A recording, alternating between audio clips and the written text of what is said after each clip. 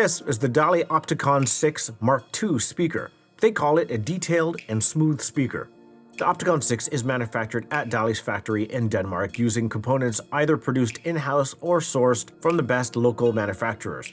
It's a 2.5 plus half-way speaker, so not 3-way, but 2.5 plus a half is 3? For the highs, you get a hybrid tweeter, a marriage of a 29mm soft dome tweeter with a custom 17 by 45mm planar element. Both drivers are mounted on a cast aluminum faceplate. It's sort of a best of both worlds proposition. You get the clarity, the speed, and the dynamics of the dome tweeter, but then you also get all that extra detail from the planar tweeter. For the mids and the bass, you get two 6.5-inch wood fiber drivers. You get a 25mm thick front baffle with extra internal bracing. Frequency response is 49 Hz to 30 kHz. Maximum SPL is 110 decibels. Recommended amplifier power is 25 to 200 watts. Crossover frequencies are at 800, 2200, and 14,000 Hz. Nominal impedance is 4 ohms, sensitivity is 88 decibels, and the MSRP is $3,500 a pair, or $1,750 each. And then this is the Opticon Vokal Mark II. It's the matching center speaker. It's a 2.5-way front ported design. It too gets the very same hybrid tweeter with a single 6.5-inch wood fiber driver. Frequency response is 47 Hz to 30 kHz. Crossover frequencies are at 2.4 kHz and 14 kHz. Nominal impedance is 4 ohms. Recommended amp power is 30 to 150 watts. Sensitivity is 88 decibels, and the max SPL is 109 decibels. And it retails for $1,400 US a piece. And then this is the Opticon LCR Mark II. It's a slender sealed box with a 2.5-way configuration. It features the very same hybrid tweeter and a single 6.5-inch wood fiber driver. Frequency response is 70 Hz to 30 kHz. Sensitivity is 89 decibels. The crossover frequencies are at 2.8 and 14 kHz respectively. Nominal impedance is 4 ohms. Recommended amplifier power is 30 to 150 watts. And the max SPL is 109 decibels. And these retail for $1,300 US each. All of the aforementioned speakers are available in black ash, satin white, and tobacco oak. And then finally, this is the Sub E12F. It's a sealed box sub that features a 12-inch aluminum woofer. Frequency range is 28 to 190 Hz. Max SPL is 112 decibels. Crossover frequencies are 40 to 120 Hz. For inputs, you get RCA, stereo, low-pass filtered, and LFE. The max amplifier power is 220 watts RMS and 170 watts continuous. It's available in black and white. And the Sub 12F retails for $1,600 each. For more about Dali, their philosophy, their technology, and its implementation, you should probably check out my Dali New York City video series. In those videos, Thomas does a good job of breaking down all the nitty-gritty and all the details of how they manufacture their speakers. If you are so inclined and are interested in those, I'll leave a link down below in the description and you can follow that and watch all of those videos. They explain it better than I ever could. My review samples arrived in satin white. I usually prefer white speakers, but these speakers in their satin white finish tend to scuff and get dirty fairly easily. Unlike the Q Acoustics 5040s or the Bucart P300s, these just can't help but pick up scuffs. If I slide them a little bit, they scuff. If I put them on or near something dark, they scuff. If I just touch them, they get dirty or scuff. My kids touch them, they scuff. I've been trying to diligently clean these as much as possible, but it's to no avail. No matter what I do, I end up always either scuffing them or getting them dirty, and I find myself just cleaning these on the regular all the time. The front baffle is a bit off-white in comparison to the finish of the rest of the cabinet. It's not a complete match. It's a different substrate altogether. The driver housings don't quite complement the white cabinets as much as they do in photos, or as much as they do on camera. In person, it's a bit more, I don't know, humdrum than I expect a Dali speaker to look. I actually prefer the look of these speakers with the grills on, and the grills themselves are a gray with a muted pattern, and the grills fit into holes on the driver's surrounds. The sub is pretty compact for what it is. I initially thought it was a 10-inch sub because it's similar in size to the Dynamo 10 from Martin Logan. As with all speakers that I get in for review, the Opticon 6 sit on either side of my media unit about 8 feet apart and about a foot away from the front wall. The center speaker is on the taller side and it creeps onto the bottom edge of my TV. It's not too much of a problem if I'm watching something that's letterbox because it fits just below the bottom edge of the letterbox. And I don't mind it too much. And I'm not willing to elevate my TV on cookbooks again, so I'm just dealing with it. The LCR is kind of the star of the show here. I live in a small condo, I have limited space, and I've been looking for a slim rear surround speaker. I built myself a rear speaker shelf that sits behind my couch, and I'm rather proud of myself because I'm not the most handy. The speakers fit perfectly atop it with a slight toe-in towards my ears. The sub was placed against my floor-to-ceiling windows on the left, where subs tend to have more output, and then also on the right, where it seems to have just enough oomph. It was all connected to the Marantz Cinema 70 with the front, left, and right pre-outed to either the EXA 100 from Cambridge Audio or the Marantz Model 50. Sources were the Apple TV 4K or the CXN V2, and then also the HEOS app on the Marantz Cinema 70 because for whatever reason my CXN V2 is kind of acting up and not picking up the Wi-Fi signal as well as it used to do quite literally like a week ago. I don't know what's going on. Starting off with some TV, I was watching Netflix, and I'm a little ashamed to admit, but I binge-watched 0 Hour with De Niro. That show totally sucked. And in the second episode, where seemingly nothing is going on, the sub just starts firing in the mix. I originally had the dial set to 80 Hz and the volume to about 20%, but I had to turn it down to 12 because there was just way too much output. So I ended up just moving the subwoofer from that place over to the right side, where it didn't give me the deepest bass and didn't piss off my neighbors.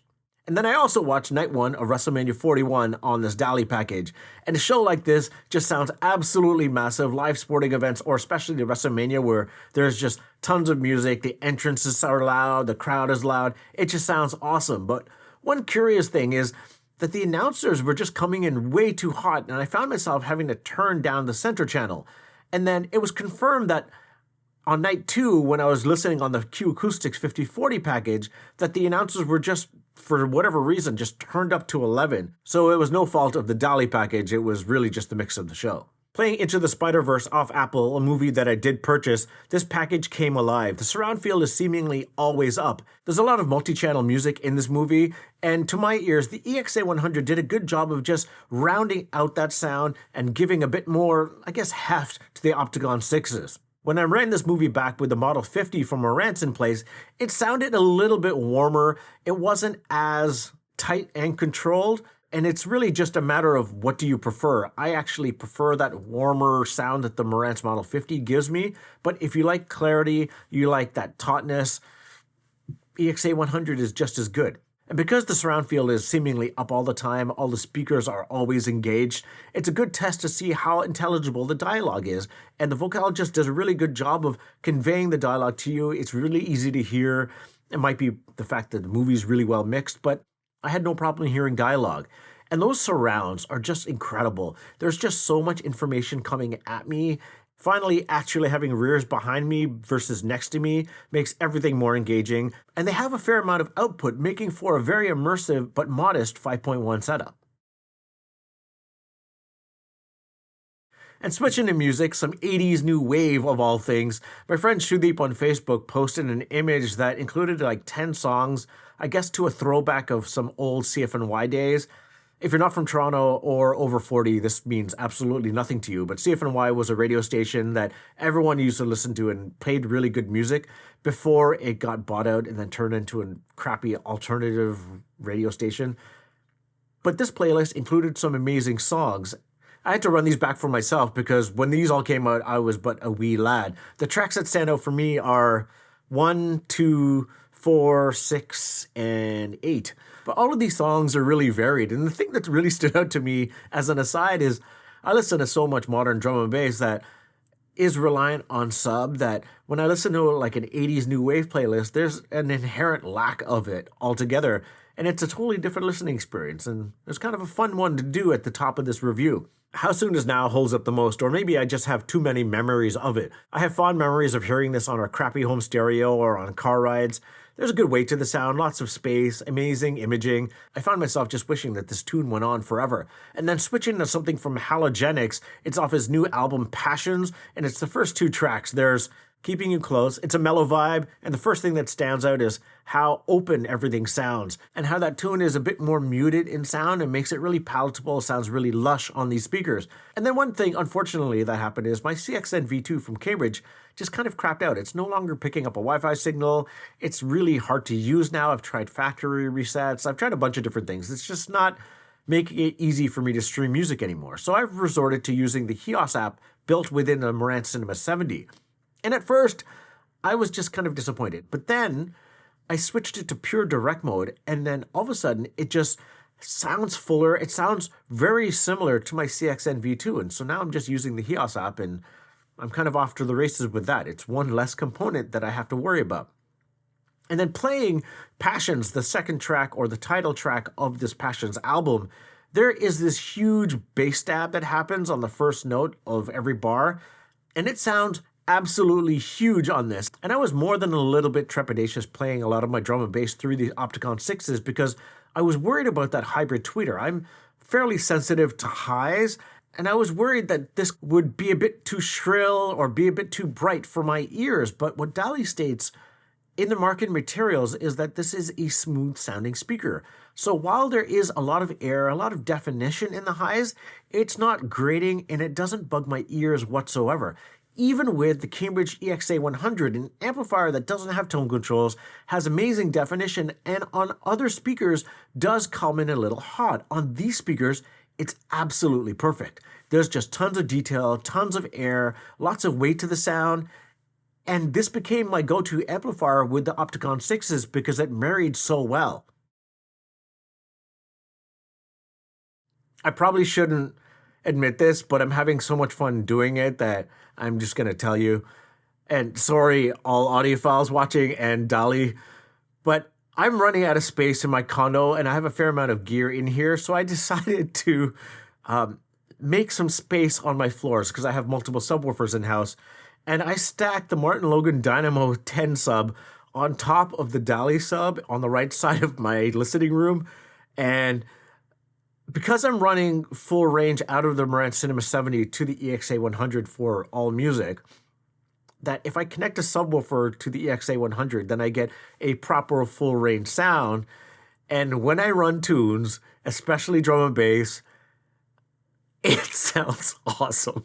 Dropping 2 left feet from Leaf and Hexa with some sharp drums, distorted bass, and gobs of sub just smashes on the setup. And I think I now prefer elevated subwoofers. Whenever I used to see it in pictures, I think it was Rel that stacked subwoofers on top of subwoofers, and the heart just wanted because I'm a bass fiend.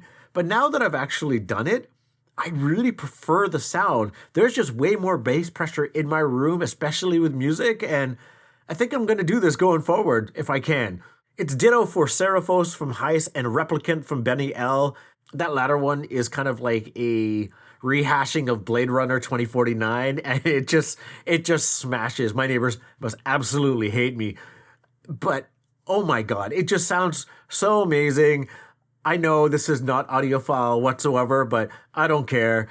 If you're out there and you have multiple subs, just try stacking one on top of the other one. It's a revelation.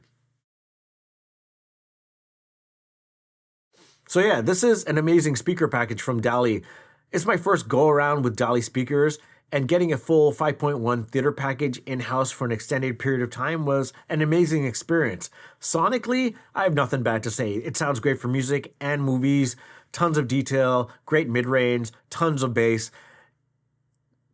I think if you're going to get these, maybe just, if you're going to go for the white speakers, just make sure you can keep them cleaner than I did.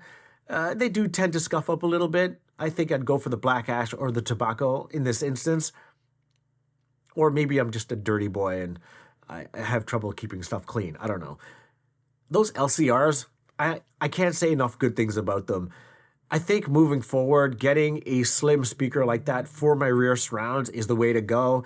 In a small space, it provides enough of immersive experience, but then also kind of is unobtrusive, stays out of the way, and doesn't dominate my space at all. It's a really great addition to this package, and if you can, give these a shot. They're awesome.